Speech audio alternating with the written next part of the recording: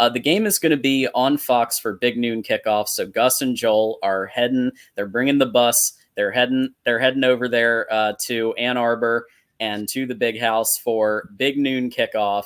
And we're going to begin with this. I was doing the Cliff and Max show last night, and we talked about that Michigan was a 6.5 point dog. Well, since then, in the last 24 hours, it has gone up to a 7.5 point spread here. And so Texas is favored by 7.5, over unders 44. So it's expected to be kind of a game where there's some offense, but also the defenses show up too on both sides. So I'm going to start with Matt, just as our guest, just to kind of get your first impressions of this matchup and kind of what you're anticipating here. Yeah, so I mean, this has climbed a lot since the preseason when we talked about it. 3.5, depending where you were. Some sites did have it at 4.5. So anytime like two big brands get together like this, and it climbs that much, like TJ discussed in the pre-show, usually that's a lot of sharp money, big money on that team that's climbing. I think it's going to be interesting too. It could come back down, and more sharp money could come in on the Michigan side towards when the beginning of the game takes place. You see that like an hour or two before kickoff, it could come back down. So that's going to be interesting to watch as well. If you would have told me in the offseason we'd be favored 7.5 points, I would have been surprised by that. I was pushing my luck with 3.5, 4.5. But after the first week, I do understand it. Now, could it be an overreaction? Absolutely, because the biggest jump a team will make, period, this first week, the second week. And also, not just for the team overall, but if you look at units Michigan struggled at, the offensive line is like the one unit that gets progressively better every game by a lot, too, especially if you have 5 new starters. So maybe a little bit too much, but I could see 6.5, 7. I think that was fair about 24 hours ago. Yeah. So like as we discussed, there's a lot of money coming in on this game. The big money is what's moving the line. And I understand, like, if you saw our week 1 performance, you saw Texas's week 1 performance, you would understand the aggressive nature of some of these sharp bettors. That's what's interesting about it. So we will see how the spread goes by the end of the week. I actually would not be surprised to see it go a little bit higher, to be completely honest. I think there's a lot of concern about our quarterback situation. And when I mean higher, I mean maybe another point. But, I think there's just a lot of concern. I think not only from some within the Michigan fan base, but I think obviously the neutral observer, listen, our game was prime time. Everyone saw it. I mean, there was another big game going on, but like most college football addicts, there's more than one TV going on in the house. So, a lot of people saw what transpired against Fresno State. Yeah, and Steve Merrill, who does, all this stuff for Mark betting wise, brought up in the offseason Michigan was the most taken under in Vegas too by sharp bettors. So they have been against Michigan from the start. So they're kind of like continuing that trend. Yeah. Yep. Yeah. Steve Merrill, who's a part of Voice of College Football Bets. Appreciate Steve. He brings great content. And he's unfortunately normally right. So we'll see. We'll see how that goes. But yeah, I think we all realize we have a big game ahead of us. Michigan is capable of winning this game, but I think a lot of us are just going to have to, see how Michigan steps to the plate. It's just what it comes down to. How is Michigan and not only that, like, listen, there is without question a part of me that's like, okay, let's see what this playbook's about. Let's see this team go into, before we get into our next topic, John, but like, let's see what Michigan's capable of, because this is really some do or die. It's not do or die because we all know with the college football playoff now there's literally 3 live. You get 3 lives a season basically. So we'll see how it goes. I'm very intrigued though by the matchup. I want to see what the boys do. I'm excited for it, but there is some cautiousness on my end. I agree with what Steve Sarkisian in his press conference said. He said this is more of a barometer of like where you are for the season. This isn't going to end your season. This isn't going to make your season, but it's a good point to let you know where you're at and where you can continue to get better at. And I think that's true for both teams because this is an out-of-conference game, so people need to realize that. Like, if you win the Big Ten Conference, you're in the college football playoff. You win the SEC, you're in the college football playoff. If you're coming second in those leagues, you're probably in the college football playoff. If you're coming third, there's a really good chance. So this isn't an end-all, be-all. It's a really fun matchup. It's a really cool matchup. I think a lot of questions on both sides will be answered, probably a little bit more for Michigan than Texas, but it's going to be very fun. Yeah. And by the way, my bad, Cliff. It's called the Big Ten team rivalry show, not the Cliff and Max show. So yes, that's true. And it was fun. It was a good time. So yeah, I think it would have been very nice for this game to be the third game, and for next game to be Arkansas State, because I think that when you're installing a new quarterback who has not seen very much game time up until now, and you've got a QB2 who essentially is going to be utilized in various packages at various points in the game as well.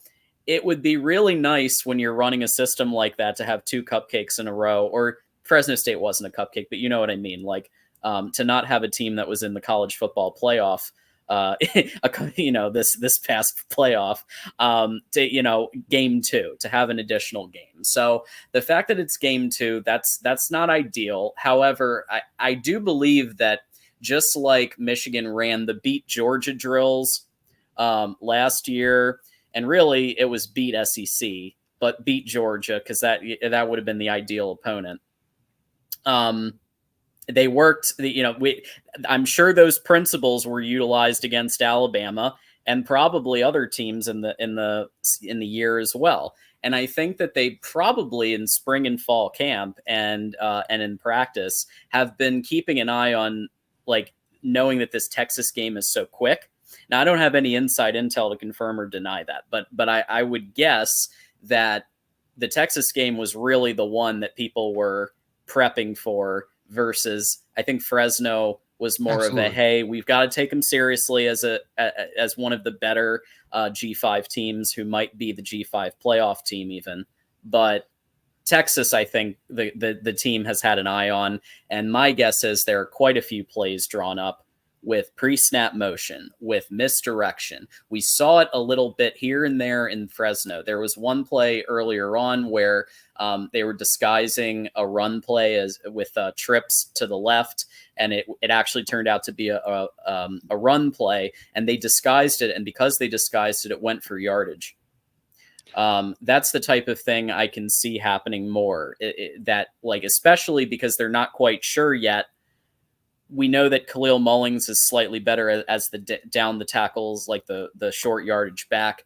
I think they're still figuring out how to best utilize Donovan Edwards. There's a lot going on there. So to have play calling that actually meets that moment and can at least cause problems for your defense, I think that's going to be a thing. So first impressions overall, wish we had another game before this, but it's here and it's big noon kickoff.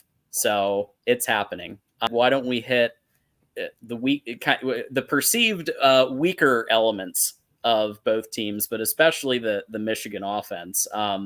So Davis Warren, as we know, went 15 for 25, 115 yards. Alex Orji did have some rushing yardage and even a passing touchdown in there. So that was pretty cool.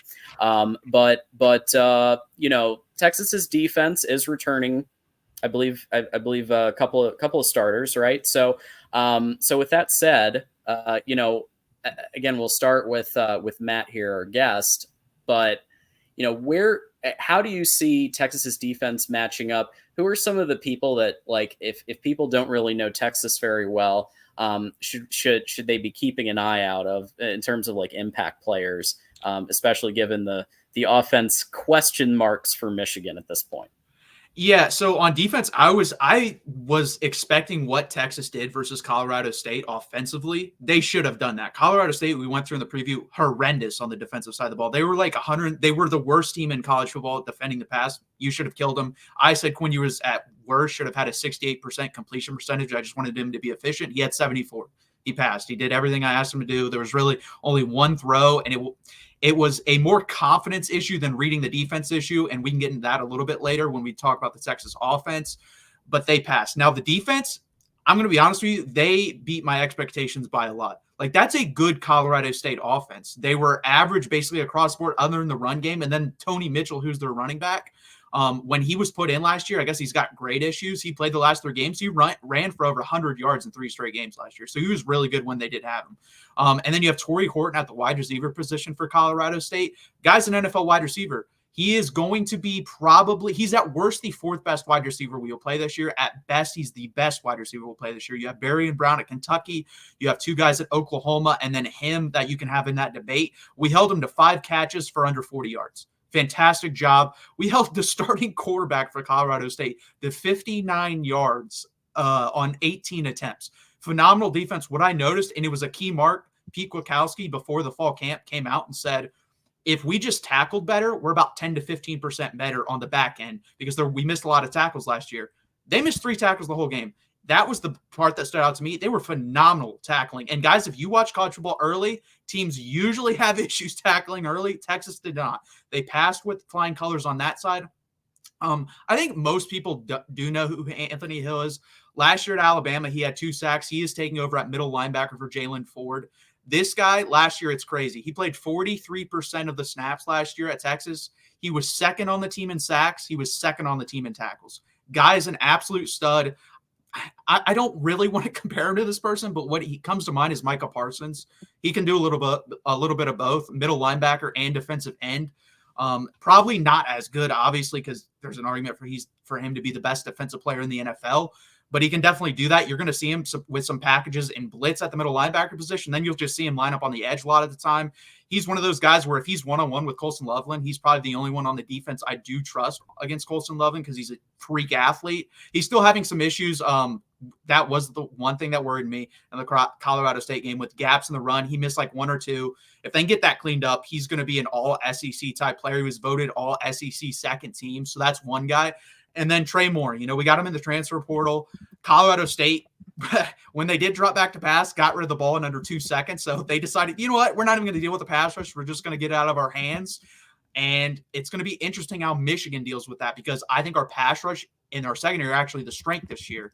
And I know people want to say we're going to get worse in the run, which we are. There's no doubt about that. We were top 5 in every statistic versus the run because of Byron Murphy and Tavondre Sweat. That's not going to happen this year, but I do think we can go back to 2 years ago where we was still a top 30 run unit because the guys up front are pretty similar to the guys we had 2 years ago. 2 guys in the NFL that got drafted later, Keandre Coburn and Mora Ojomo.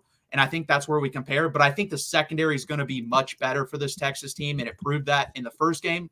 Hopefully we can stay in the second game or prove that again in the second game versus an inexperienced quarterback. And honestly, weapons that don't scare me that much other than Colston Loveland. I actually have a stat here. 8 of 9 when targeting Colston Loveland for 87 yards. For anyone else, 7 of 16 for 31 yards. That is 1.9 yards per attempt. That is abysmal. That is service academy bad when targeting wide receivers. Yeah. So they're going to have to be better in this game if they want to have a chance, honestly. Exactly. Correct. Which is why that's exactly what I pointed out. Like, if we do not get better production from our quarterback and wide receivers, it's going to be a long day, man. And like, I have some concerns, like we'll get into, the keys of the game. I have like, what are my biggest keys for Michigan, which I'll get into, but like that matters. I'll just say that, like, we have got to get better production. I'm hoping that with our offense, like here we go, like our offense versus defense, right? Okay, well, what we need to see, in my opinion, is Donovan Edwards moved to the slot or used as a weapon. Yep. Stop having him be your between the tackles runner. That's Khalil Mullen's job. I think he earned that job. I think majority of us would agree with that. Davis Warren, I'll say that we can succeed with Davis Warren, but the offensive line has to protect Davis Warren. That is the only way he will succeed. Now, there is a lot of confidence out of Ann Arbor that Davis Warren is mobile and he can run and escape the pocket. We saw none of that. And what I think, honestly, watching the game again, John, I just see a guy who first start was nervous. I think he just was not himself in that pocket, especially from the intel we got out of camp. Now, don't get me wrong. Right. Is it potentially possible the intel was greater than the reality? Well, we're going to find out. It's trending a certain direction, but we'll find out. But like, that offensive line has to protect him, and then they need to get creative. But again, this is where we have to be mindful. That was a very limited playbook. They're not going to get creative. And what you hit on earlier, John, was like what you want to see, or like, the match, like focusing on Texas, but you also have to prepare for Fresno. Here's the reality. Michigan ran plays in week 1 that they did intentionally, knowing Texas is going to watch that film. They're playing chess, and Texas did the same thing. You better believe both teams had week 2 circled on their calendar. and they know they had to get through week 1, but there's no question they were doing things in that game because they know the other team is going to scout that. I assure you that there are things that we will see from week 1, and we're going to see something completely different in week 2 that Texas is going to be fooled on. Now, is it going to be successful? We'll find out. But there's no question there's a chess match going on. And I do feel, and like, here's something that's very interesting that Sharon Moore said. They said, well, what do you think about Alex Orji? What's his role going to be in week 2? And he had this like incredibly confident smile. Oh, he'll be involved more. Like, and I'm thinking to myself, like, okay, first of all, your rotation with Orji was terrible. The second down, Orji down that put us behind the chains and made it 3rd and long for Davis Warren was a terrible decision.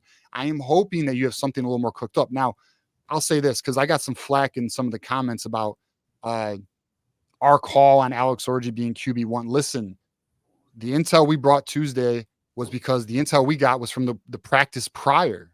Okay, and I'm sure many of you know who's watched. Davis Warren crushed it last week in camp, 80 plus completion percentage in camp, which is why he stole the job. He essentially stole the job last week. Now, so essentially what we're looking at is a quarterback that took the job in the last week, and apparently, and this is the word out of camp, Alex Orji was competent, in the sense of his throwing was improved, his ability his decision making in the pocket was improved. We saw in the spring game, John, Alex Orji throw 70% in the spring game. We know he's capable. He threw solid passes in the spring game. He wasn't just throwing 5-yard dump off passes. He wasn't doing like what he did in the first touchdown. He was doing more. So we know he's capable, but we got to see it, man. I don't know. I mean, I know we were all very, I'll say this and I'll let you get it, John, but like, I know many of us were very discouraged when we saw him roll right and throw that ball right into the dirt. Yeah. That was extremely disappointing because it was like, what was that? But we'll see. I do think there's more to Alex Orji. I'm extremely curious about how they're going to implement him. And I hope the coaches are at least aware of like how ridiculous it was last week, how they utilized him. I'm hoping there's a better game plan for Alex Orji if they're going to use him. Well, I let me real quick speak to Steve Sarkisian said in his press conference. He admitted it. He said they've been implementing Michigan plays since spring. Like the players didn't know it, but they had like 15 to 20 plays they'd implement and run. And then the players got it this week, and they're like, oh, those are Michigan plays you guys have been showing us. They didn't want to tell them because Sark's reasoning for that, I guess, is if you tell them now that they're like, oh, we don't need this. We play them in like 4 or 5 months. Whereas if you don't tell them and you think that's like a staple of an offense you're playing or a staple of your offense, then they pay attention to it more. So they've been repping this for a long time. And I guess, too, think about this. We were both on college football playoff. They were scouting Michigan back then. They were scouting them with Washington. So we've been scouting each other for almost a year. Right. I'm going to give Orji a mulligan on the throwing into the dirt for this reason. I'm going to put that more on the coaching staff and their decision to kind of do this weird hot potato thing. And like, I think he felt rushed. I think he felt like, okay, better get this out. And I think he just got into his head. And it's really easy to get into your own head when you thought you were going to be the starting quarterback for the vast majority of the last, 8 months. And then Davis Warren wins the job. We saw that with Cade McNamara, how that got into his head, and he was throwing picks to Hawaii. So at the very least, Alex Orji wasn't throwing picks. He did throw a bad pass, but I'm going to give him a mulligan on that, and I'm going to put that more on the coaching staff and the rotation that they were doing. I think we'll see more packages with Orji with RPOs, more of him running, more handing the ball off to Khalil. Maybe even handing the ball off to Jordan Marshall.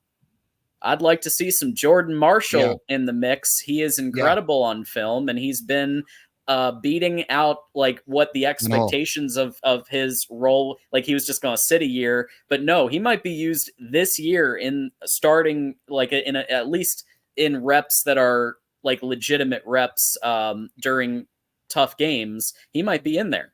One thing I'll say on that though, John. They may not trust a freshman in that moment. Now, I'll say this, though. If we need a spark, they may trust a freshman in that moment. They might try it, right? It's all dependent on the the current dynamic of the game, right? But I don't know if they'll put Jordan Marshall in that game for his first few runs. But if we're in a position where we need a spark, you might you will see some creativity. I'll say that. Yeah, I will agree with our super chat here. So Nick has thrown us $1.99. Everybody go ahead and hit that super chat if you want your comment or question read. And Nick's comment was, unlike Ohio's Mr. Just for Men, Sark is a real coach. I'm gonna agree with that. That's a good. I agree with that statement. And it's funny, like in the press conference, I honestly do. I love him as a coach. In the press conference, he keeps it real, honestly. Someone asked him who's repping Orgy during the week, and he's like, he looked at him and he's like, "You think I'm going to tell you that?" And then just started on. He was also talking about he loves college football, guys. He really does. Like he was talking about, this is why I coach. I get to coach in the big house in front of 100,000+ people. Those beautiful uniforms, Texas versus Michigan. Who doesn't get excited about that? The big games are big games. Steve Sarkisian. He does not hold that back. He's been, like I said, looking at Michigan for a long time now.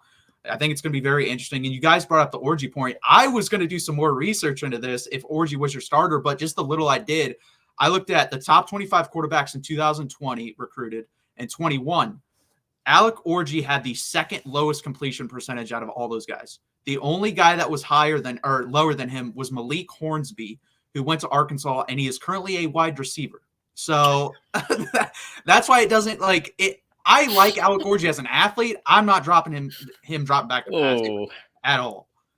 Yeah, he was low 50s in high school, right? Yeah. Low 50s. I think it was like 52%. 50.2. Yeah. Okay, 50.2. Okay, yeah. So it was definitely lows. Yeah, I mean, look, again, so this is like something I want to hit on, not on this show or this segment, but like, yeah, our quarterback strategy of recruiting and is very. We'll see if it's questionable or not. We'll find out week 2 how questionable things have gotten, but or the approach to not be aggressive in the portal for the April portal, which we can also talk another time, not now. But yeah, I mean, it's interesting to see where we are. I will say, listen, here's the reality though about high school quarterbacks. It is far easier to improve as a high school quarterback from high school to college than it is from college to the NFL, right? So 100%. It comes down to coaching, mechanics, like things are far easier when they're younger to correct. So we got Alex Orgy from Virginia when they fired their head coach at Virginia. I think it was Brock Mendenhall. Yep. So he came here along with Andrew Gentry. They both came here from Virginia, and they took a shot on him. We'll see. I mean, listen, I think the reality is though, Davis Warren's QB1. I'm curious. I'm just curious. I'm curious how they're going to implement Orgy, and I just hope they do not do some predict. Because here's the thing. I don't know about you, John.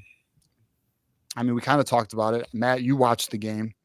When they threw Orgy in, it was pretty predictable what was going to happen. Like, what would happen is they would throw Orgy in, and then freaking Fresno State would start loading the box and creeping up to the line. And then they would run the ball. They're going to do.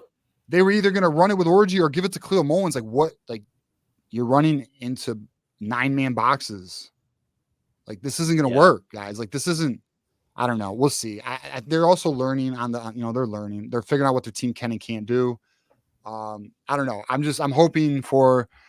I don't know. It's just so hard to gauge it because it's one game. The sample size is small, and we know the playbook was limited, so it's so hard to get a true read on it. So like I'm in observation mode. I'm interested to see what they do with it.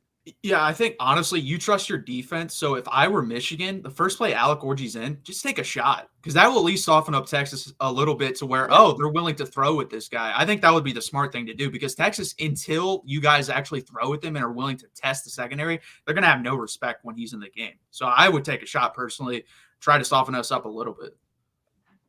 And I think they will probably take some shots. I think one thing we didn't see a lot of that I was surprised because I heard they were doing a lot of play action and we didn't see a lot of play action, like we didn't see as much as I thought we would, so I'm interested to see if that gets implemented into week 2, and that might be why they took the approach they did so they can set Texas up. I don't know. We're going to find out though. I'm curious how this game plan is going to be. I think there were 2 reasons we didn't see more play action. One is because the run wasn't there to establish the play action. So Donovan was struggling hard with the run game. It wasn't really until Khalil Mullins started breaking out. And then once he did, and once he was having some success on the ground, then they started opening up some play action. And that led to that final score before the Will Johnson interception at the end. So there's all of that. I do want to acknowledge some of our contributions and super chats that we've gotten here. Moose was our first ever YouTube member. And so he's the first one to celebrate his 3-month anniversary. So throw that moose emoji in the chat if you remember. I would love to see Sullivan, Marshall, and Kaapana, friend of the program, get some reps. And we talked about Marshall, but Kaapana, since we're focusing on the offense first, he's another one that we equivocated to maybe being like a Blake Corum-esque. Mark Rogers and myself when we first announced that he was committing, that he had some comps to Blake and like I don't know about yet. I feel like it seems like from the camp intel we've gotten, it would probably be Marshall, but you can't count anything out with this team and this coaching staff. And I know that it isn't Harbaugh anymore, but that sometimes they have a random player that you did not expect was going to be running a huge play. I mean, they had Khalil Mullings throw a pass against Ohio State. If they could do that, anything is possible. And anyone could play at any time. So, so from the offensive perspective, Marshall and Kaapana, and we'll definitely talk Cole Sullivan in a little bit here with the defense. But I'm with you there. You know what would be interesting as hell is like, how Donovan Edwards always shows up big in big games? What if he just goes nuts this game, dude?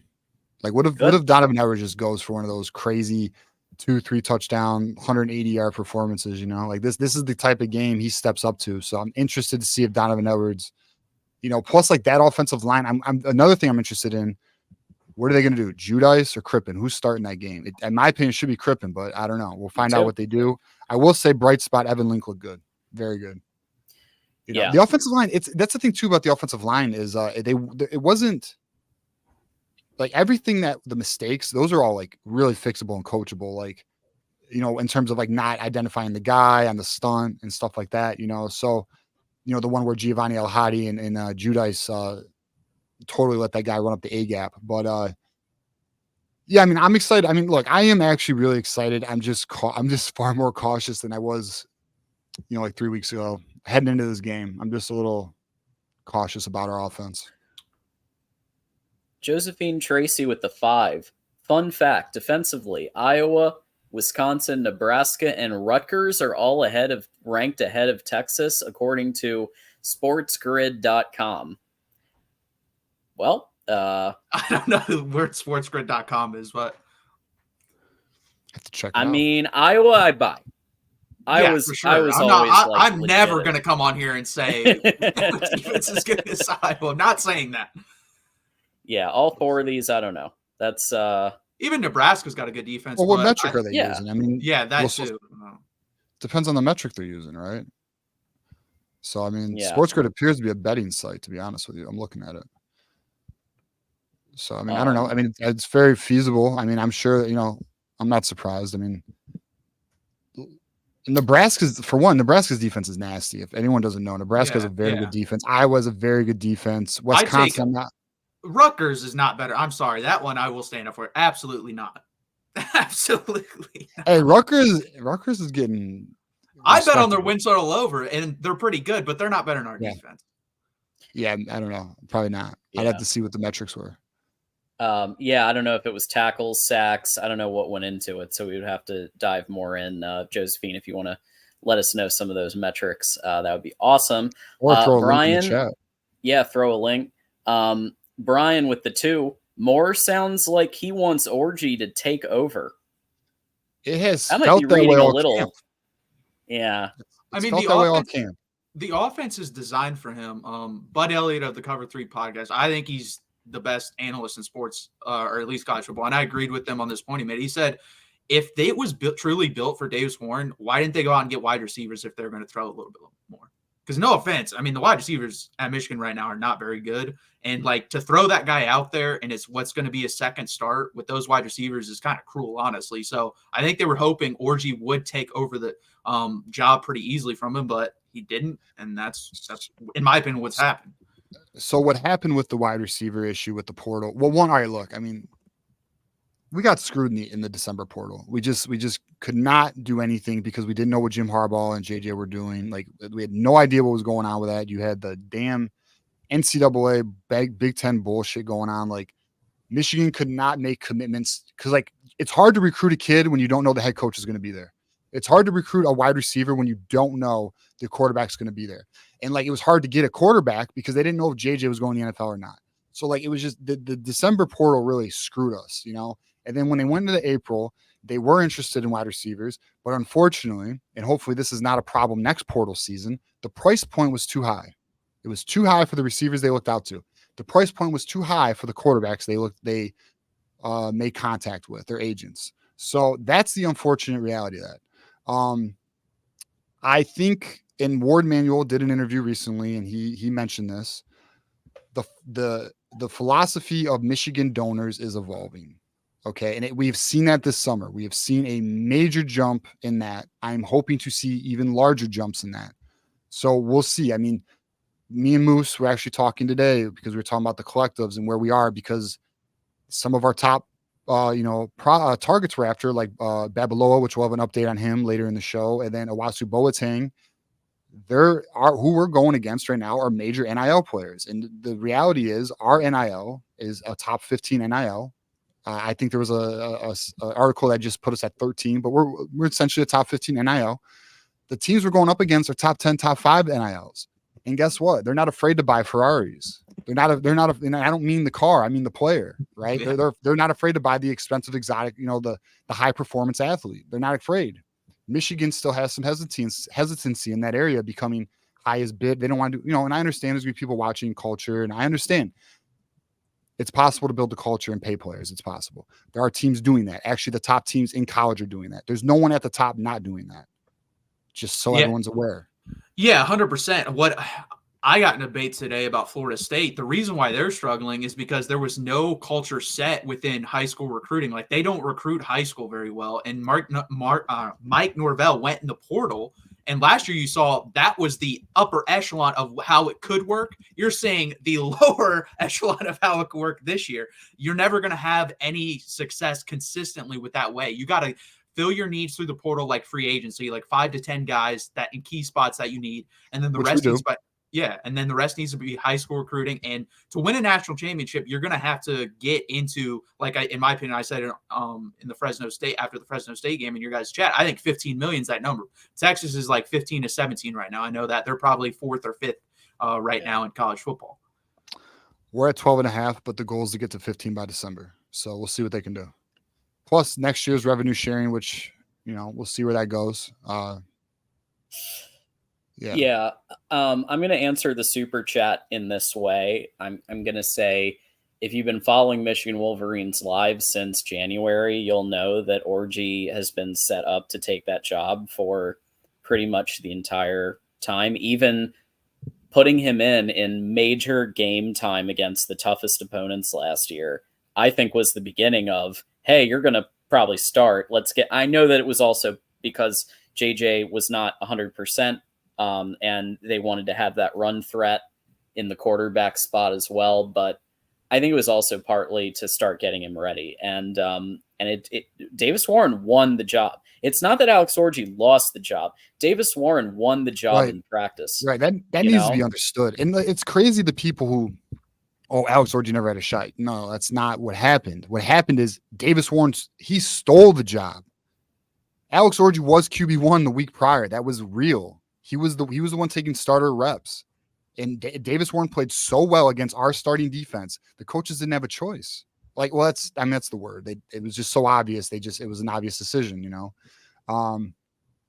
Listen, the reality is, we'll find out. I think Alex Orji has more. I'll just say this for now. I think Alex Orji has more. I think what we saw was not his full capabilities. I think he can be a very dangerous weapon. My concern is if we run this 2 quarterback thing, I'm not the biggest believer of that type of philosophical approach. I'm just not. I don't think it screws up the chemistry with the other players. It screws up the timing with other players.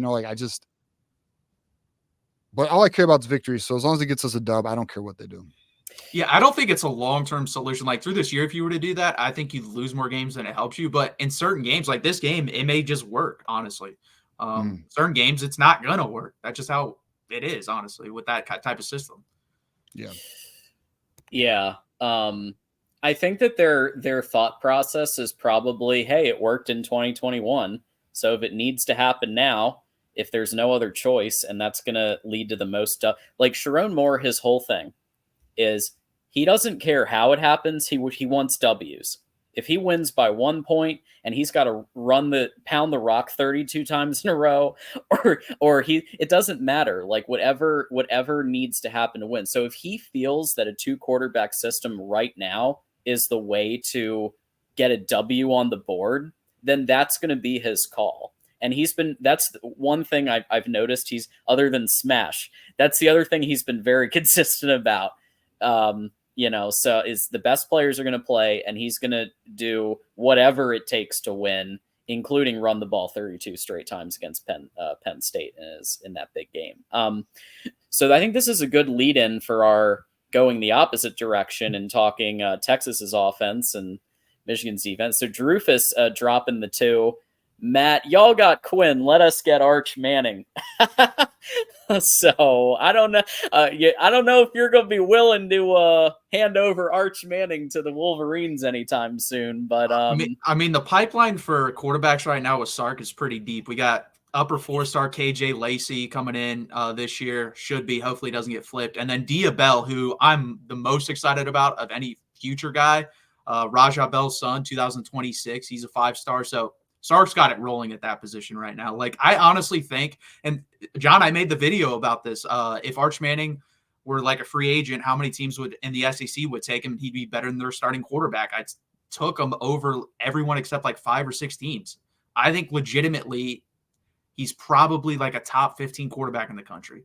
I really believe that. And he's our backup quarterback. So, I that's why, like, if Quinn gets hurt, I'm really not that concerned unless it's like Georgia. Yeah, it's not. That's fair. And even then, I mean, I will say this. I watched Arch when he first got to Texas in that first, I think it was the first spring game he arrived, and it didn't look that great. It was too fast for him. And he went from that to what we saw in this spring game and what we saw in mop-up duty against Colorado State. And he was just, the offense just felt like it kind of reminded me of Cade JJ. Now I'm not calling Quinn Ewers Cade McNamara, but like the general idea of Quinn Ewers comes out and the offense is doing well. It's doing fine, right? But then it just feels like when Arch Manning gets in there, there's something that really, especially with him and Wingo, that just goes even a higher gear. Well, that's his guy on the second team. That's his favorite guy to target. So I wasn't shocked by that. But also, he's just he's very athletic. Like, people don't realize that. He's been tracked running at 21 miles an hour. Like, the guy's a really good athlete, and he's 6'4", 230 pounds. And his arm is, like, he's got a rocket for an arm. He's got a way stronger arm than Quinn does. Quinn Ewers in there, very experienced starter, has beat Alabama. Very exclusive club who can beat Alabama, Texas, Michigan. There aren't very many teams that have done it, right? But at the end of the day, you've got Quinn Ewers, and I guess when I saw Isaiah Bond and Wingo in there, and I know that there were other pieces, but those two in particular impressed me. And I even said to TJ, we got to watch out for Wingo, because there's no question on earth that Michigan is going to be ready for Bond. They're going to put their best, they're probably going to put Will Johnson on him. They're going to put their best people, like they're going to be factoring him in. I'm a little concerned they're not going to quite do the same amount of defense against Wingo, when I think he might be really potent in his own way. How do you think your offense matches up against the Will Johnsons, the Mason Grahams, the Kenneth Grants that you're going to face? So I don't think this is the most talented offense Michigan will have faced at the like with Kenneth Grant and Mason Graham and those guys. I think Ohio State has us beat there, but I do think it's the fastest. And I think in general, this is the fastest team Sark has had at Texas, and probably the fastest since the 2005 team. That team was really fast. That had Jamal Charles and as a freshman with Vince Young back there. So that team was really fast. But overall, yeah, Ryan Wingo, Pro Football Focus released it today. He was the highest graded freshman, period, out of anyone last week. So yeah, he's a stud. I already said this. I'm on record. I think he will be the best wide receiver once he leaves Texas since Roy Williams. That is gigantic praise because Roy Williams was an absolute freak in college. Didn't live up to it as much as in the NFL, but still a decent player. Yeah, I know. I knew you were going to say that with the Lions. Still a decent player, but not like he was in college. But yeah, Ryan Wingo's a freak. What's interesting to me, Sark has told the truth, and the reporters for Texas around that have inside information have told the truth about everything. Other than this, Silas Bolden apparently was killing it in camp, the transfer from Oregon State. I didn't see him very much versus Colorado State, and that makes me think Michigan's going to get a pretty heavy dose of him this week. That's just my thought. I think you're going to have packages with him. He is insanely fast. If you miss a tackle, he's going to take it to the house. Isaiah Bond, obviously, the little corner route where he fixes his helmet mid-route and then catches it. Dude's a freak as well. Ryan Wingo. Matthew Gold doesn't even get talked about. The dude had 2 touchdowns, and he's the one that caught that no-look pass from Quinn sitting down in the zone. And that's actually the guy Quinn has the most rapport with. Everyone has said that. Those guys have been having a great connection since Matthew Golden arrived from Houston. So this is a really talented wide receiver room. Do we have the 2 studs we had last year? No. But we have 6 guys, in my opinion, that all match up with the 3rd wide receiver we had who's killing it with the Rams right now, Jordan Whittington. I think there's 6 guys that are just as talented and just as good as he is. So it's a really deep room. It's a really fast room. I'm excited for it. If Texas, what I think is going to happen at the line of scrimmage, this is another debate I got on Twitter. I think the Michigan O-line versus the Texas D-line is actually where this game's decided, because I think the Texas O-line versus the Michigan D-line, they're both going to get the best of each other some reps, and I think it's just going to end up being a stalemate. I really do. I think that's a stalemate at the end of the day. Yeah, I mean, this is really the key. This is really the key to the game here. If Michigan can keep that offense in check, then we are in a ball game, right? And I think we can. Like, if I had to, what is our strongest unit? Obviously, our defensive side of the ball. This is where our strongest unit has to go up against your strongest unit, and we have to win the match. If we want to win this game, we have to win this match. Now, there's another key to this. I guess puzzle or formula to true success, which we'll hit on, but I think this is where we're going to see the creativity of Wink Martindale. You're going to see the creativity on the back end with the disguise coverages, and you're going to see the creativity with the front 7 and who's going to be blitzing, where they're going to be blitzing, how they're going to disguise it, or are they, what I'm interested to see. And I know they're going to test this in the beginning. What can we do with 4-man rush? What can we do? They're going to test that. I mean, listen, and we've had this, anyone who's watched our show, this already. We talked about this with Matt. This is going to be the best offensive line we will face all year. There's no other team with a stronger offensive line than Texas. They have the best offensive line. They have arguably the best offensive lineman that's going into the draft this year. And your left tackle, what's his name, Matt? Kelvin Banks, right. He's going to be projected like top 5 pick. So he's a monster. Very good offensive line. Very, and not only that, experienced. That's the key. That's really, I was thinking about this earlier, John. This Texas team reminds me of us last year. Made it to the playoffs, lost. Your team's back. I mean, yeah, you lost some weapons offensively, but some of your top guys are back, and they're on a mission. You guys are on a mission this year to win a national title. This is your year. You guys have already gone through it. You've had your big games. Right? You've had your big games. You've lost your game. You've lost in the playoffs. Like, they were on a mission this offseason. They know the deal. Where our team is this, we won the Natty, but now we have this whole new, crop of players who are now getting their legs under them, where you guys were getting your legs under you last year, right? So that's where we are. It's the experienced team versus the non-experienced team. It's going to be so interesting to see play out. But I think we can win this battle. I do think we can win this battle, but one thing has to happen for us to win this battle, which I will cover in keys of the game. Yeah, and it's funny because our least experienced offensive lineman won SEC Offensive Lineman of the Week this week, and he's a monster, man. Like Cam Williams, Anthony Hill said it best. He gets his handles on you, it's over. The man is 6'7", 350 pounds. There's really, in the run game, he just mauls people. He just destroys them. In the pass game, he struggles a little bit, but not really. Like I said in the 2022 class when he was coming in, I thought he had the highest upside of all the offensive linemen, and Kelvin Banks was in that class. And he's starting to live up to it. And the coaching staff said that too. Like when Christian Jones came back last year, they were kind of saying, man, can you leave? Because we actually think the guy behind you is better, but we're not going to, a 6-year senior, we're not going to kick you to the curb because you're still a decent player. Like, he was a 5th-round pick, so he's not terrible. I think Cam Williams is probably a 2nd-round pick. That's my opinion on him. So it's going to be a fun matchup. Yeah, and I think your and kind of comparison, TJ, to Michigan's team last year is pretty spot on, because they had been to the mountaintop, close to it, but never got all the way to the top. Finally hit that at the end of 2023. Something else we saw that year is that Michigan faced opponents with like 2 in particular, right, that had an elite offense, and I would say Washington's was the best that Michigan faced, even compared to Ohio State. Ohio State had the best elite one wide receiver, but as a whole, Washington's offense was just devastating teams. You remember, I mean, Washington, like their quarterback, their receivers, and NFL 1st-round draft picks.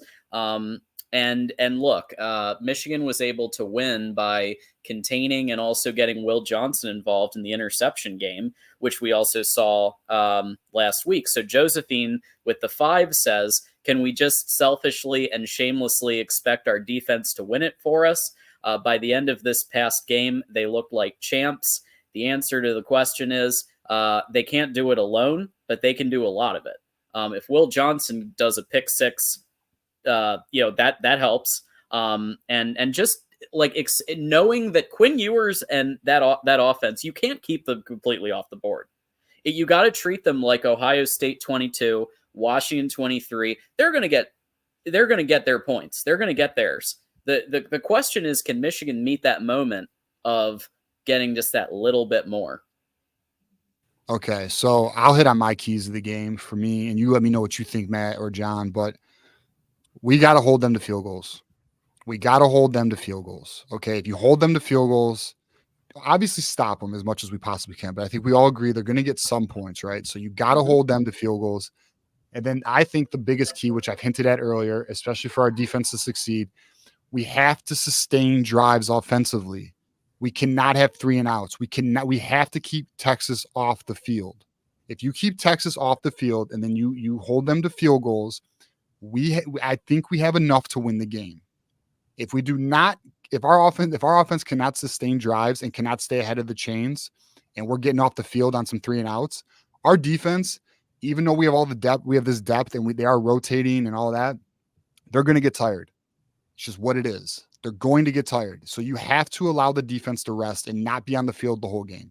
As long as our offense can sustain drives, we will be in this game.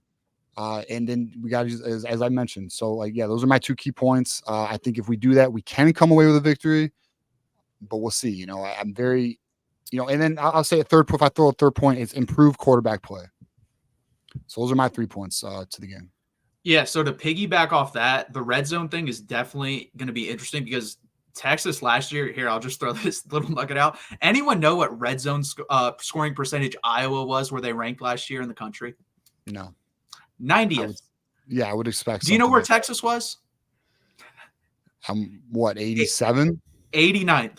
They were terrible scoring in the red zone last year. Yeah, that's crazy. Yeah. So, but that's what's so impressive is think about this. We averaged 35 points a game and we're god off on the red zone. So if that gets unlocked, that's why people said you don't have the talent like you did last year. No, but if Sark can scheme it up a little bit than he did last year, and then that just opens up a whole new thing. Let me ask you, what do you think was the cause of that? You had talent. You had Xavier Worthy. You had Adonis Mitchell. You had Jonathan Brooks. You had, and then Sanders at tight end, right? You had so many weapons. What was the cause? And Quinn Ewers. Why did you guys have trouble in the red zone? What is that? Is it schematic? No. So partially, yes, but I think it's actually the 2 years prior, they were in the 20s and 30s, which is fine. If they're going to take it to another level, and I'm perfectly fine with that. It's Bijan Robinson. Bijan Robinson was spectacular in the red zone. He is way better. He was way better in the red zone than Jonathan Brooks, because Jonathan Brooks is Le'Veon Bell. Jonathan Brooks is be patient, wait till the hole opens up and go. Bijan Robinson is, hole, straight through it as fast as I possibly can. And you need that in the red zone because you don't have that much time. And then also, you bring up A.D. Mitchell. A.D. Mitchell is like fast straight line, but he doesn't have the cutting ability. So you don't have those quick routes like you can do with Xavier Worthy. You basically have like 3 Xavier Worthies now. So you're going to have these quick routes like that corner route like Isaiah Bond ran. And I think that's going to help a little bit. I also think the offensive line just improving will help because you obviously need that down there. So overall, I think we're going to be better. We'll be better in that. Now, do I think we can get to where we were, 2-3 years ago, where we were 21st? Maybe not. But if we're in the 40s or 50s, I think that's good enough for the type of offense we do have. So it's going to be interesting. And that's the thing, too. I think it honestly just took Sark a year because it was easy. With Bijan Robinson, you had the best running back in college football, probably, honestly, the best overall player. Hey, buddy, here's the ball. Have fun with it. And you see what he does in the open field. People can barely lay a hand on the man. So in the red zone, he was a weapon. And also Roschon Johnson. That guy was a bowling ball when he got the ball. So I think he just had to get used to it, honestly. Yeah, so I'll hit this from both angles. So what does Michigan need to do to win? Well, Michigan needs to find some semblance of offense. I think they're going to do it by the practices that they had between last game and this game, having Crippen in there, I hope, as the starting center. I think that'll help that unit gel. You'll probably see a heavy dose of Colston Loveland. It is what it is. He is so automatic, and they're going to target him a lot. It just needs to be a little bit more. I want to see more tight end option. I want to see more opportunities where it could go to Colston Loveland. It could go to elsewhere. And for receivers to get more open. And if that means playing Kendrick Bell, if that means playing Channick Goodwin, if that means playing someone else that can get it done and get that separation, then that's what it means. Sorry, TJ, do you want to Kendrick Bell, I actually think. So what's interesting is I was listening to Sharon Moore, and he was talking about like the offensive players he thought played well, or offensive players that he thought had some form of an impact, which obviously the wide receivers didn't have much of an impact, but he left out Fred Moore, and he mentioned Tyler Morris, Colston Loveland, and Kendrick Bell. And I was like, oh, that's interesting because Kendrick Bell plays the X position. Fred Moore plays the X position, but he didn't mention Fred Moore. So I think, and we've heard, and they even talked about this on the broadcast, they think Fred Moore might, they think Kendrick Bell might be their best X wide receiver. This is the word out of camp, but this kid's they think he's going to be special. They think he's going to be legit like his brother, obviously they're a little bit different players, but like in terms of, I'm talking about impact. And, so I'm interested to see. I do think Kendrick Bell, I think we're seeing another camp battle. Like we talked about, the X position's another battle where I don't know if it's fully, actually, I'm quite confident it has not been, solidified yet. So I think you may see Kendrick Bell. I mean, guys, listen, if you're not producing, you're trying out for your position, period. Like they will find the best players. We'll just see, hopefully they can find it quickly though, Yeah, it was. Look, everybody knows I've been an advocate for Fred Moore, but when Sharon Moore is kind of alluding in the press conference that you fucked up, pardon my French. Yeah, you talking about the interception? Because he kind of alluded to the fact that Fred Moore should have fought for it more, and I don't think he's wrong. But now I don't think that was the only factor that led to that, but I think. A receiver needs to be able to meet that moment and fight off. Essentially, he said, play defense against the defense, right? And come up with that ball. So that had he caught that ball, I don't think we're talking about Fred Moore in the same way. But I do think Kendrick Bell, whatever it takes to get it dubbed. So if Kendrick Bell's the answer, put him in there. The other key I wanted to mention is the defense. I do think you need to hold Texas to 20, 21, and mostly field goals. Again, you need to understand, just like with Washington, they're gonna move the ball down the field. Washington moved the ball down the field too, but we kept them to field goals, and we with one exception, and the physicality that Michigan brought to Penix. Penix wasn't used to getting hit like that, and he was visibly having trouble with easy throws in situations when he would have nailed that every single time. So Michigan's physicality on defense, I think, can't be understated. And a lot of those players are back. So I think that's something that may impact Quinn Ewers, even though he is very experienced, and I think he's going to be a tough quarterback to face. I also think that Michigan can get to him. Yeah, so that is something Quinn does have issues with, like one or two things. It's holding onto the ball a little bit too long. Like 25% of his sacks last year were like put on him. So he does hold on the ball a tick too long. That's why I also agree, TJ. I think early on you have to bring forward because it doesn't if you blitz, it's going to be bad. I'm just going to say that because Quinn's touchdown percentage goes up on blitzes. So he's actually better throwing touchdowns versus the blitz, and he'll probably hit you deep a couple times if you do blitz.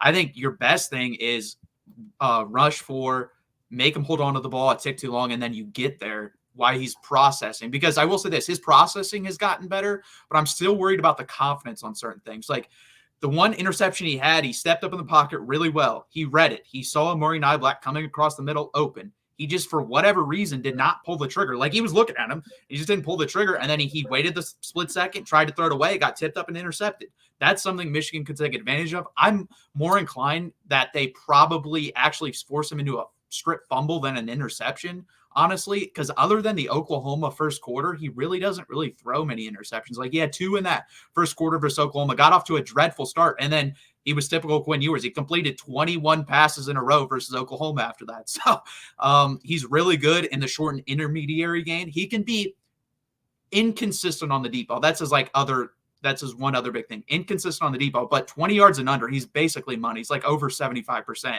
under that. All right, let me ask you this. What are the best defenses Quinn Ewers has ever faced? And won.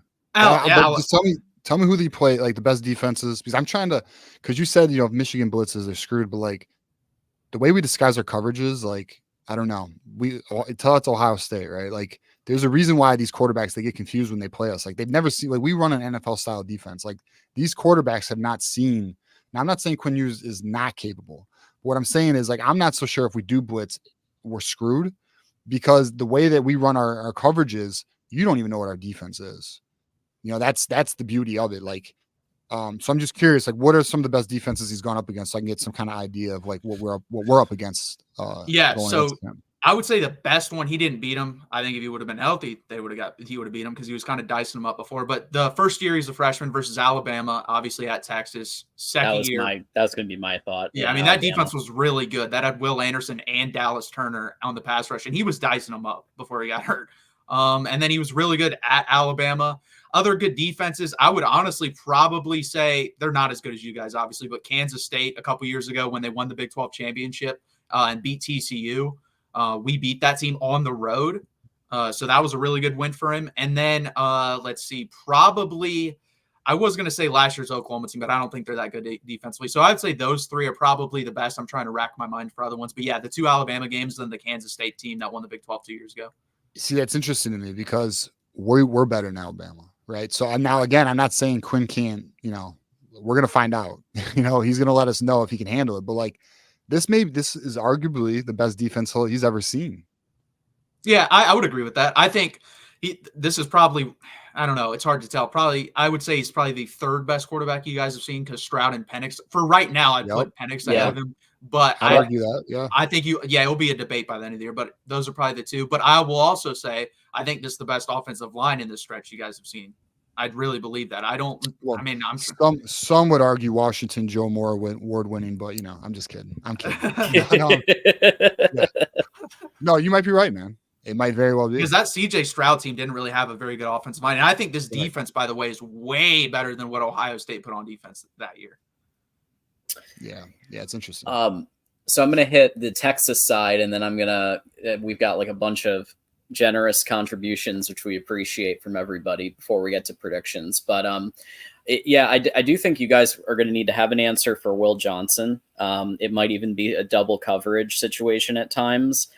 He's just so good that he can lock down half the field. So if you have an answer to contain him, and it's probably going to be Isaiah Bond and somebody, and primarily Isaiah Bond is going to be matched up with him, right?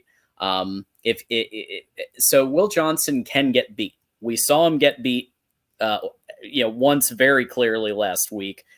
We did see him, match up against Marvin Harrison Jr. where they were battling, and they both had moments right in that game against Ohio State 23. But if you can match up well with him and you can contain given how good your O-line is, just contain as best you can Mason Graham and Kenneth Grant, who both are probably going to be first-round draft picks, but contain them. And then obviously Quinn Ewers is going to do his thing. I could see what would you think about this? What if they threw Arch Manning in there for a package? Do you think Texas would do that? Because obviously Michigan's going to be running both quarterbacks. Do you think Texas has an Arch Manning package potentially for this game? Sark was asked that before the season kicked off, and he never really gave an answer to that. So I'm sure they do. Just in the back of his mind, he's like, "Yeah, I probably do, but I'm not going to let you know that I do." So I do think they have one. I don't know if they'd use it in this game. It'd be interesting. Like people have to remember this. Like I said, the guy's big. He's 6'4", 230. So he could be, and he's athletic. So you could use him in the red zone. That'd be interesting. I don't know, but yeah, it's just a very interesting game coming in the second week of the season. And I also think you guys were talking about Sherrone Moore's at like rotating people in and out. I think that was more of, I mean, this guy's first full week into coaching, basically. Like he was that game day head coach, but he's never been the full week into game day head coach. And I think he had an idea in his mind of, I want to rotate these guys. And no offense, I think he was kind of deer in the headlights of, oh shit, this game's closer than I thought. And he still kept running out those rotations of, oh, I think this game's going to be 31 to like 5 or 31 to like 7. And he just kept rotating it when it didn't really make sense. So I think he got caught up in it as well. And I think you kind of saw that with Michigan in general. I put out a tweet naming my like 5 reactions for the week. And I said Michigan out of any team will grow the most during the season because you have a new coaching staff, you have a new quarterback, you have a new offensive line, basically. So I think they're going to grow a lot. Now, does that bode well for this Texas game? Probably not, but going into the season, it does. Yeah, maybe there's a package that is like, if in case of emergency, break glass, where if Texas is handling, then probably won't come out. But if Texas is losing, then you might break it out. Maybe it's something like that. And Michigan does that, from time to time. So let's hit some of these generous contributions here. Nick does this thing. He does a $1.99. I don't know if you know Nick, but he does the $1.99, and then he slides in the digs at Ryan Day. So we love that. But in this case, it's actually more of a football based. So he says, "F it, launch flea flickers to Kendrick Bell all damn day." Kendrick Bell, I expect to be used more in this game. You saw the flashes last game. You know who his brother is, Ronnie Bell. And it seems like it runs in the family, the talent. And so if he's the best choice to be out there, guess what? He's going to be out there because Michigan runs a legitimate meritocracy where the starters can change from week to week. There are some teams, they give their preference to the seniors and like they give their loyalty, and even if the production isn't quite there, they roll with it. When someone beats someone out for a job at Michigan, they get the job. That's just how it goes. So like you saw it last year in 2023, especially with Barnhart and Trente Jones and that whole situation. Miles Hinton on the left side. Like they were versus Ladarius Henderson, they were rotate. If you remember, they hadn't figured that out until multiple games into the season. Yeah. So it's a meritocracy, and so if Kendrick Bell's the best answer at receiver at X, even though I'm on the Fred Moore appreciation train still, I want to see another week of Fred Moore before I get off that train, right? But I'm with you, Nick. I think that could be something that's done for sure. We got Tattooed Trucker Jesse, who's one of our YouTube members, throwing us a 5. He's great. When he calls in, he's always calling in from the truck. So Michigan's defense is built to face multiple receiver offenses with speed like Texas and Ohio State and like Washington last year. So yeah, we definitely touched on that for sure. Michigan plays an NFL defense. And so, yeah, I mean, we're putting you up there in the same category as the best offenses that Michigan has faced the last 2 years for sure.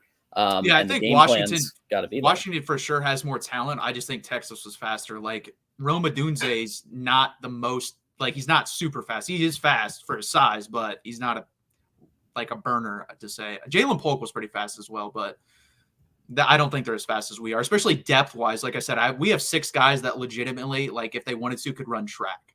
So, wow. And that's what Sark wants. They want him to run. That's what he built this team to do. He likes speed. TJ, I'm just hitting through super chats before we get to our predictions here. Moose with the 5, John and TJ. I think we go with Warren on the first drive and see how it goes. Not a surprise. Moose has been on the Davis Warren train. So we have our captains of our fan base of the various quarterbacks. So Moose is like the Davis Warren captain of that fan base. And we got Keith, who's been the captain of the Jack Tuttle fan base. So we'll see how it goes. If it stalls, I think bring in Orji and go heavy run clock management. What do you say to that? Go ahead. Matt. Oh, yeah. So I somewhat agree with that. I think it's weird. I think Alec Orji is actually meant for what Michigan wants to do. Like they do. They want to keep us on the sideline this game, keep it out of our offense's hands. So that would make the most sense. The problem is eventually Texas is just going to completely sell out on the run. And can he complete passes down the field and beat Texas like that? If he can't, then it's not going to matter because eventually Texas will just, like I said, completely sell out and they'll be able to stop it. Yeah, we need, and we talked about this, John, we need Orji to get 62% of his passes. If he can be a 60 to 62, I even lowered it to 60 because we just need a competent thrower. If he can be that with his ability to run and keep defenses really honest, then it's ideal. But and like we talked about earlier in the show, we've talked about it for the past few weeks. Michigan does appear to want Orji to win the job, but like it's up to Orji to win the job. So we'll find out. I do think again, this is something I do appreciate. If Davis Warren is the better quarterback, then he should play. Don't just put Orji out there. And at the end of the day, too, it comes down to who's going to perform the best, right? Like they're not going to put Orji out there if he's not doing the job, right? So I'm excited to see what we do this weekend. I do anticipate. I don't know. I'll tell you what.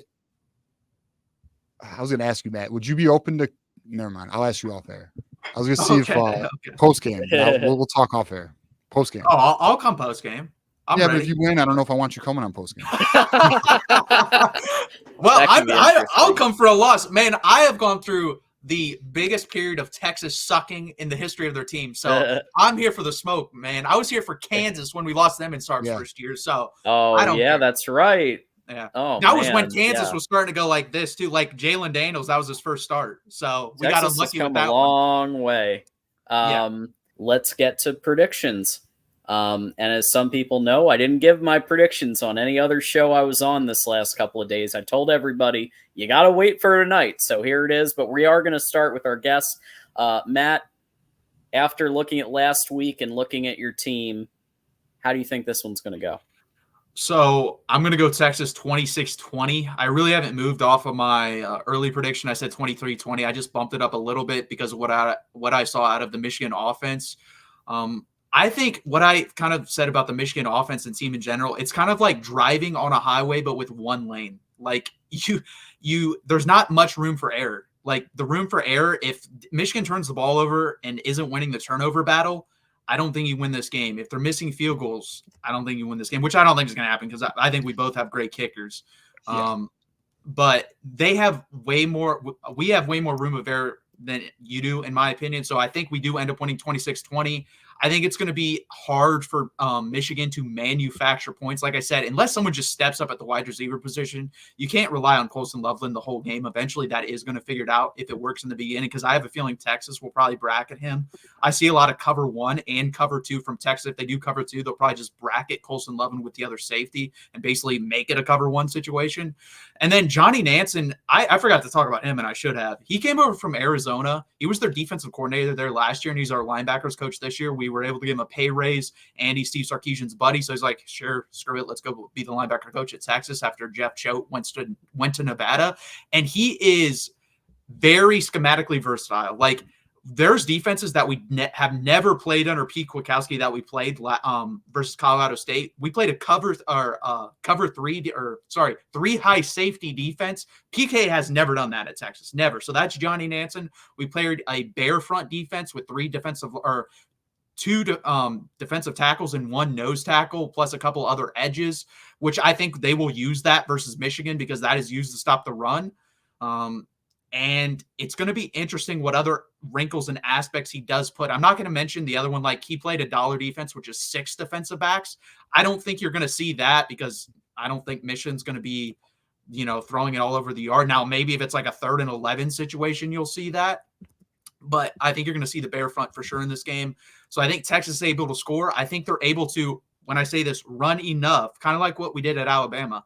Last year at Alabama, we had 38 pass attempts, 37 run attempts, but we only ran the ball for 2.9 yards per carry. Steve Sarkisian wants to run the football. His basis of his offense is RPO, inside zone run. You're going to see that to death. And if you can't stop the run, especially, you're going to get killed by it. But he's still going to try to run even if he can't. The reason people always bring up the Washington game, he got away from it, is because the running backs fumbled. I don't expect the running backs to fumble this game. What I am worried about, those blitzes that Michigan does bring, can these guys pick it up in the passing game? I trust Jaden Blue because Jaden Blue's been there. Jaden Blue's super talented. He was the number 1 running back coming out of high school a couple years ago and then decided to skip his senior season, and he fell to number 4 or 5 for whatever reason. But the guy's super talented. And then can Trey Wisner and Jarrett Gibson, the freshman, who is also highly talented, the number 4 running back out of high school this year, can they pick up the blitzes? Jarrett Gibson, to me, honestly, has the most juice out of the room. He's pretty good out of the backfield catching and also running. Jaden Blue, I expect him in the slot as well because he's probably the best pass catcher we've had at the running back position in a long time. So I think Texas is able to do enough offensively, and I think they're able to contain Michigan with their defense versus their offense, and I think Texas comes away with it 26-20. All right. Okay. TJ? So I going into prior to our week 1 game, I was definitely in a more optimistic view of this week 2 game.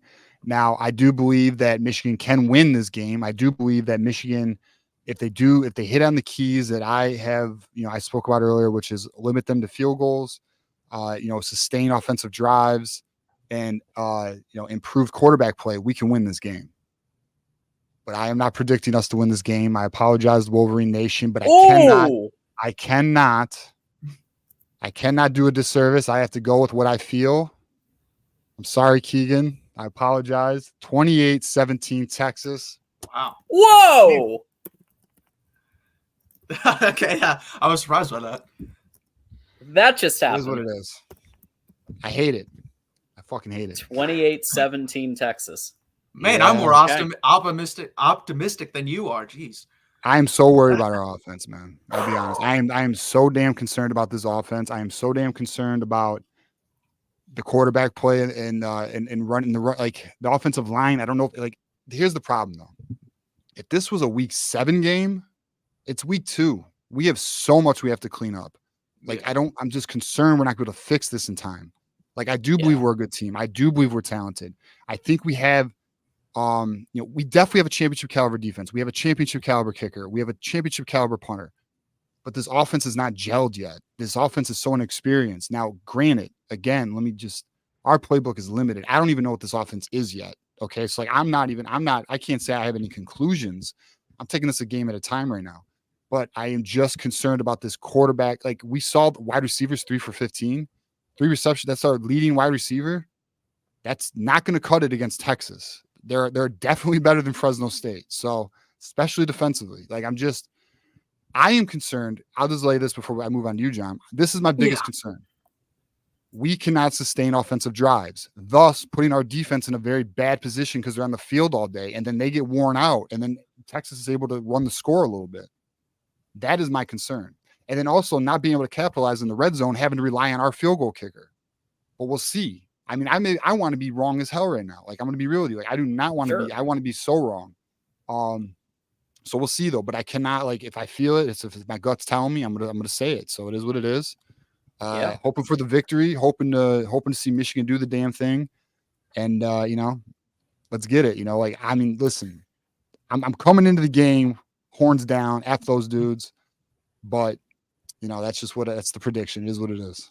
And I think worst case scenario, I would agree with you, is kind of like the Georgia Clemson game. Like Clemson's defense kept them in that game, and they just could do nothing offensively to where they were dead tired by the end of the game. And then that's when Georgia piled it on. Like that's worst case scenario. I don't think that's going to happen, but could it happen if you guys are just completely inept offensively? Absolutely.